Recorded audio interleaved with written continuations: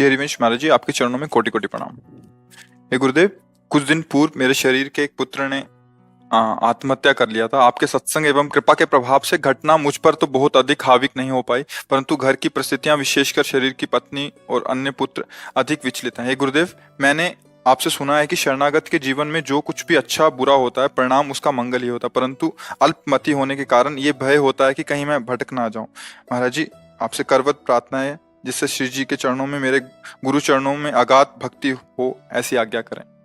देखो, जीव कर्म विवश होकर के आता है और कर्म विवश होकर के ही जाता है। हम लोग उसे अपने संबंध में देखने के कारण प्रियता लगा लेते हैं। मेरा पुत्र है, मैं इसके बिना कैसे जी सकता था, यदि भगवान की शरण में था तो भगवान ने इसकी रक्षा क्यों नहीं की। हम भगवान की शरण में तो कर्म बंधन भी मिटा सकते थे। ऐसा एक बार भागवत, श्रीमद् भागवत में चित्रकेतु नाम के राजा थे। बहुत सी रानियां थी और उनके कोई संतान नहीं थी और बड़े धर्म से चलते थे। जब धर्मात्मा पुरुष किसी संकट में होता है तो उसे महात्मा का सानिध्य प्रदान किया जाता है। ये सृष्टि का क्रम है। जब किसी वास्तविक धर्म में चलने वाला होगा तो उसको किसी न किसी महात्मा का सानिध्य प्रदान कर दिया जाता है। तो देवर्षि नारद जी और अंगिरा जी पधारे तो चित्रकेतु उदास चित्त बैठे हुए थे। तो कहा कि आप ऐसे उदास कैसे? जो धर्म का ज्ञान रखता है, धर्म से चलता है, उसके चेहरे पर उदासी ठीक नहीं होती। तो उनका, महाराज, इस समय मेरा मन पुत्र मोह से युक्त है, मुझे संतान चाहिए, आपका ज्ञान उपदेश नहीं। संतान मिलेगी तो मेरे को शांति मिलेगी, आपके उपदेश से नहीं। तो मुस्कुरा दिए। ममता रथ सन ज्ञान कहानी व्यर्थ ही जाती है, सिद्धांत है। उनका, वैसे राजन, आपके भाग्य में पुत्र सुख है नहीं, पूर्व कर्मानुसार आपको पुत्र सुख नहीं है। तो उनका, अब हम भाग्य की बात नहीं जानते, अब आपको भगवान ने भेजा है, आपको पुत्र देना ही होगा। तो उनका, तथास्तु। सर्व सामर्थ्यशाली महात्मा है, पर आपको हर्ष और शोक दोनों की प्राप्ति होगी। इस शब्द को नहीं समझ पाए और राजी हो गए। कुछ समय बाद बड़ी रानी कीर्ति, श्रुति कीर्ति जो थी, उनसे गर्भ रहा और पुत्र हुआ। अब तो बड़ा आनंद, बड़ा आनंद। जो और रानियां थी, उन्होंने देखा अब राजा सीधे उसी महल में जाते, क्योंकि पुत्र का उत्साह। और बड़ी रानी तो हर समय, जो समय राजकाज से, वो बड़ी रानी के महल में। अब ईर्ष्या ने वो रूप धारण किया कि सब जो और थी वो सब जल गई। उन्होंने कहा कि क्या उपाय किया जाए? महाराज तो हमारी तरफ मुड़ते भी नहीं, हमारे महलों की तरफ सीधे। बोले, हम सबके बीच में एक ही बाधा है, वो बालक। जब से वो आया तब से, अगर वो, बोले हाँ ठीक, तो एक पर्सनल दासी को तैयार कर लिया, अर्थ आदि का प्रलोभन देके और दुग्ध में जहर मिलाकर रानी की अनुपस्थिति में पिला दिया और नवजात शिशु मर गया। रानी जब लौट के आई, देखा शरीर नीला, हाहाकार मच गया। फिर राजा को जब खबर गई तो पछाड़ खा के गिर गए, दौड़ते आए। वो विकल थे, मैं प्राण त्याग दूंगा, अब तो जीवन। उसी समय देवर्षि नारद जी, अंगिरा जी फिर आ गए। तो उनका, महाराज, बोले आपको याद होगा हमने कहा था हर्ष और शोक दोनों प्राप्त होंगे। हर्ष ये पुत्र हुआ और शोक की जीव का इतना ही केवल संस्कार था। बोले, हमें जब होता है ना, अपनापन होता है ना, तो फिर बोले, महाराज हमें ज्ञान एक बार हमें पुत्र से मिला दो, फिर वो चला जाए। बोले, ऐसा? मंत्र बल से युक्त थे, आकर्षण किया, जीवात्मा सामने आई। बोली, बेटा इस शरीर में आ जाओ, एक बार अपने पिता को देख लेने दो। तो ये पिता जानते हो कौन है? वो जी बोला, अरे कई बार मेरी पत्नी बना, कई बार मैं इसका बाप बनाऊं, कई बार। वो जब अपना प्रवचन शुरू किया ना, बोले, प्रभु हमें नहीं चाहिए, इसको कह दो चला जाए। ये हम लोग रहस्य नहीं जानते ना कर्म का, इसलिए हम सब दुखी होते हैं। एक दृष्टांत से ही समझ में आता है। दो मित्र थे, वो बंबई गए, व्यापार नौकरी करेंगे। पहले होटल में नौकरी की, धीरे धीरे थोड़ा धन आया, थोड़ा व्यापार करना शुरू किया। ऐसा व्यापार चला कि उन्होंने खुद होटल खोल लिया, बड़ा होटल, लाखों रुपया कमाई दोनों मित्र की। अब एक मित्र ने विचार किया कि एक को अगर मार देते तो पूरे होटल का मालिक मैं हो जाऊंगा। और उसको विश्वास था कि हमारा दोस्त है, उसने जहर मिला दिया, वो मर गया। कुछ दिन बाद वो अपने घर आया तो उन गांव वाले ने पूछा, तो बोले हमारे साथ थोड़ी कर रहे थे, हमारे साथ चले थे पर वो अलग चले गए थे, हमें पता नहीं वो कहां चले गए, कैसे रहे।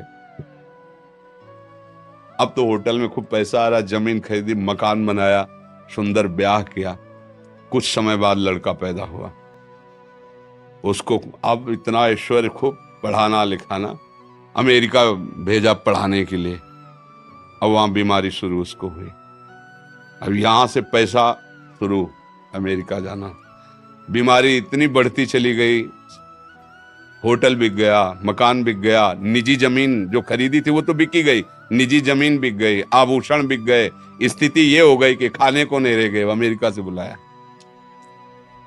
गोद में रख के रो रहे थे कि अब प्राण के सिवा हमारे पास कुछ नहीं बचा। तो उनका पिताजी, मैं आपसे बात करना चाहता हूँ, माता जी सबको अलग कर दीजिए।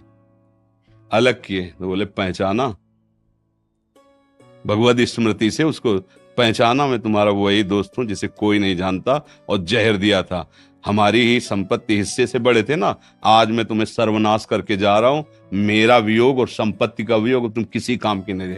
पधार गए। कर्म अवश्यमेव भोक्तव्यम कृतम कर्म। अभी हम आप तिलक लगाए बैठे हैं, लेकिन कल हमने जो किया है, जो फसल बोई है, वो तो काटना पड़ेगा ना। तो हमें धैर्यपूर्वक रहना चाहिए। उस जीव का इतने ही समय तक और ऐसी ही गति होनी थी, और मुझे उसे दुख भोगना था। वो राधा राधा राधा, आगे बढ़ो, ये भगवत मार्ग है, आगे बढ़ो, उसकी चिंता मत करो। जितने समय, ये सरकारी खेल है, जिस ऑफिस में, जिस बंगला में, जिस गाड़ी में जितने मिनट के लिए आदेश है, उसके बाद तुम उसका, तुम्हारी वो गाड़ी नहीं, तुम्हारा बंगला नहीं। जैसे सरकारी आदमी को ले दिया जाता, ये बंगला, ये गाड़ी व्यवस्था, सरकारी आदमी है, तो वो चाहे जितना आप उसकी बड़ाई करो कि वाह साहब आपका बंगला तो बहुत जोर कर, तो बंगला जोर कर रही है, किसी भी समय हमें फोन आ सकता है कि इस समय तुम्हारा ट्रांसफर वहां कर दिया गया है। हमारा बंगला गाड़ी, बस ये जो गाड़ी मिली है ना, ये जो बंगला मिला है ना, ये सरकारी बंगला है। काम करो और इसके बाद इससे निकलना ही पड़ेगा। जिस समय फोन आएगा ना, भागना ही पड़ेगा। ढेर मिट्टी का हर आदमी है, बाद मरने के होता यही है, या सलीमों में तुरकत दबेगी या चिताओं में जलना पड़ेगा। जिंदगी एक किराए का घर है, एक न एक दिन बदलना पड़ेगा। इसी को केवल सुधारना है कि अब हमारा आखिरी जन्म हो। इस दुख में, इस प्रपंच में, नाटक से मैं ऊब गया हूं, अब मैं नहीं इसमें जन्मना चाहता। ऐसी जगह जाना चाहता हूं जहां दुख न हो, भगवान की नित्य धाम में, भगवान की दिव्य लीला में सम्मिलित हो। ये ऐसे ही है, बहुत बहुत कड़ुआ संसार है, जिसे प्राणों से भी तुम प्यार करोगे वही तुम्हारे प्राण हर लेगा समय आने पर। बूढ़े माता पिता को थप्पड़ों से मारते हुए हमने देखा है। बूढ़े माता पिता को वो मार रहा है, जवान लड़का जिसके लिए वो रो रहा था, जीवन अर्पित किया, सब कुछ, पत्नी को प्राणों से अधिक भी वही प्राण हरण करने वाली, अपने पति को भगवान मानकर प्राणों से भी अधिक प्यार कर वही उसके साथ। ये संसार का आप दृश्य देख रहे हैं ना। फिर चुपचाप अपने मार्ग में चलो, राधा राधा राधा। यहाँ कोई किसी का नहीं है। जो हम चिल्लाते हैं वो इसलिए नहीं चिल्लाते कि हम बाबा जी हमारा कोई नहीं, इसलिए नहीं। सत्य विषय को समझोगे तो धैर्यपूर्वक सह लोगे, नहीं तो फिर ये नाम दुखालयम अशाश्वतम, दुख है, इसमें दुख ही दुख है, कहीं भी सुख नहीं है। थोड़ा सा अगर सुख दिखाई देता है तो उससे बड़ा, थोड़ा प्रकाश मिला तो अंधेरा आके इतना छा जाता है कि प्रकाश का भी भाव हट जाता है। जैसे आप कह रहे ना, कहीं भक्ति डगमगा न जाए, कहीं हमारा अविश्वास न, नहीं, अविश्वास की कोई गुंजाइश नहीं। कसाई वाड़े में भले सानी चारा घास खवाया जा रहा है, वो उसके पुष्ट होने के लिए नहीं। समय आएगा गड़ासा चलेगा। ये काल का कसाई वाड़ा है, संपूर्ण मृत्यु लोग, कोई भी इस गड़ासे से बचेगा नहीं। निमित्त कुछ भी बने, बोले दिल फेल हो गया, एक्सीडेंट हो गया, अरे जरा सा बुखार आया, वो ये कुछ भी बने निमित्त, यही उसके गड़ासे हैं। वो काल मृत्यु का निश्चित, सब सब चराचर जगत सब मरेगा, फिर क्या कुछ चिंता कर रहे हो। मरना एक बार है ही है। जिसका जो समय, कोई गर्भ में चला जाता है, कोई गर्भ के बाहर, कोई बाल्यावस्था में, कोई जवान अवस्था में, कोई वृद्धावस्था में, जाना तो है। क्या करके जा रहे हो, बस ये बात खास है। अब आप जो पीछे बिगड़ गया है उसको तो भोग लो, आगे की फसल गंदी ना होने पावे। राधा राधा राधा। अच्छे आचरण, दूसरों को सुख देना। बिना हमारे कर्म के हमें कोई दुख नहीं दे सकता, पक्का समझ लेना। हमारा कर्म ही हमको दंड देता है। अब कोई नहीं जान पाया, पर मालिक जान रहा है ना।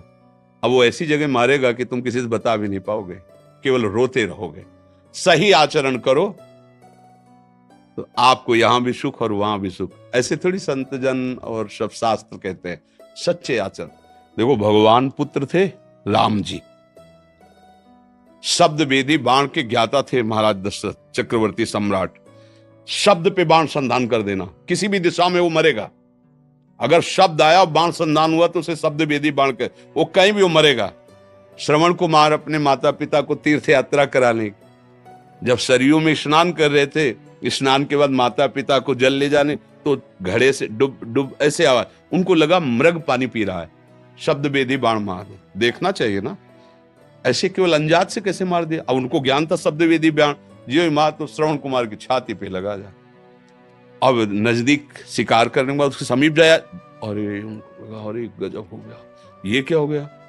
साधु वेश में श्रवण को हाथ जोड़ा कि हमें पता नहीं था। उन्होंने कहा मुझे मरने का दुख नहीं है, मुझे दुख है कि मेरे माता पिता वयोवृद्ध हैं, अब इनकी सेवा कौन करेगा। ये प्यासे थे, पानी आप पिला देंगे। दशरथ जी पानी लेके चले, कदम नहीं बढ़ रहे, इतने बड़े महापुरुष के कदम नहीं बढ़ रहे, चक्रवर्ती सम्राट महावीर हैं। उनका बेटा इतना विलंब क्यों हो गया। अब वो वयोवृद्ध थे, आंखों से दिख, इतना विलंब क्यों हो गया। और फिर नहीं बोल पा रहे। बोलो ना बेटा, आज तक तुमने हमारी आज्ञा उल्लंघन नहीं की, बोलो। तो उनका, मैं आपका बेटा नहीं हूं, मैं अयोध्या नरेश चक्रवर्ती सम्राट दशरथ हूं, हमसे गलती हो गई, हमने शब्द वेदी बाण संधान किया, जाना मृग, लेकिन आपके पुत्र का बस तो जल पी लीजिए और मैं आजीवन आपकी सेवा करूंगा। बोले नहीं नहीं नहीं, अब तो हम जी ही नहीं पाएंगे, ऐसा पुत्र हमारा था। कभी जानते हो पुत्र वियोग क्या होता है। जाओ, तुम्हें पुत्र वियोग में ही मृत्यु की प्राप्त हो, जैसे मैं तड़प के मर रहा हूं वैसे तुम मरोगे। देखो, भगवान पैदा हुए उनके घर, लेकिन वो बात, वो कर्म मिटाया नहीं, वैसे ही तड़प करके हा राम कह करके प्राण त्याग। बिल्कुल ये कर्म परंपरा। इसीलिए भगवान का भजन करो और चुपचाप सहो, पीछे की फसल हमें जो है वो भोगनी पड़ेगी। आगे ऐसा तैयार करो कि हम दुख ना भोगें, कोई हमसे अशुभ कर्म ना बने।